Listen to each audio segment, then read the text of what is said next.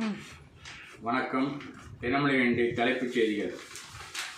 இந்த ஆண்டின் சட்டசபையின் முதல் கூட்டத்தொடர் நாளை துவக்கம். முழு உரையை கவர்னர் வாசிப்பார் என எதிர்பார்ப்பு. தேர்தல் வருவதால் கவர்ச்சி அறிவிப்புகளுக்கு வாய்ப்பு. இந்திய மொழிகளில் வெளியாகும் இலக்கிய படைப்புகளுக்கு செம்மொழி இலக்கிய விருது. முதல்வர் அறிவிப்பு. இலவச வேட்டி சேலைகள் எங்கே சென்றன? அரைகுறை விநியோகத்தால் மக்கள் கேள்வி.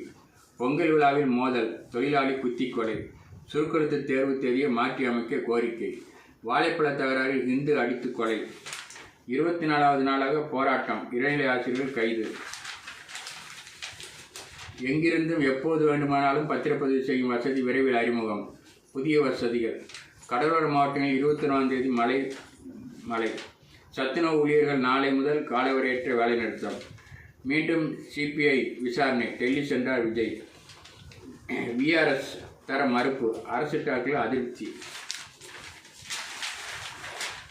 தமிழக இன்ஜினியர் கல்லூரியில் தரமான கல்வி இல்லை. கவர்னர் ரவி வேதனை. 2 ஆண்டாக அமலுக்கு வராத முதல்வரின் அறிவிப்பு. ஓய்வூதியம் எதிர்பார்த்து 80,000 முதியோர் காத்திருப்பு. பதநீர் கல் அருந்துவதை தவிருங்கள். நிபா வைரஸ் பரவலை தடுக்க சுகாதாரத்துறை எச்சரிக்கை. உயர்கல்வி நிறுவனங்களை மீட்க உடனடி நடவடிக்கை அவசியம். முதல்வர் ஸ்டாலினுக்கு பாலவூர் சாமி கோரிக்கை. திருவண்ணாமலை கோவிலில் புரோக்கர்கள் ஆதிக்கம். அறநிலையத்துறை நடவடிக்கை எடுக்குமா? ரூபாய் 4 கோடி கஞ்சா கடத்திய வாலிபர் கைது. திருச்சியில் கறிக்கோள் விற்பனை 50% வீழ்ச்சி. நாமக்கல் காலை முட்டி இன்ஸ்பெக்டர் உட்பட 10 பேர் காயம். ஓரகத்தூர் அம்ரித் பாரத் பணி சரியில்லை. கோட்ட மேலாளர் அதிருப்தி. ஆம்னி பஸ்ஸில் திடீர் தீ, பயணியர் உயிரிழப்பினர். கன்னட பக்தர்கள் மீதான தாக்குதல் வீடியோ வந்த வதந்தியை பொருள் பரப்பினால் நடவடிக்கை என ஐஜி எச்சரிக்கை.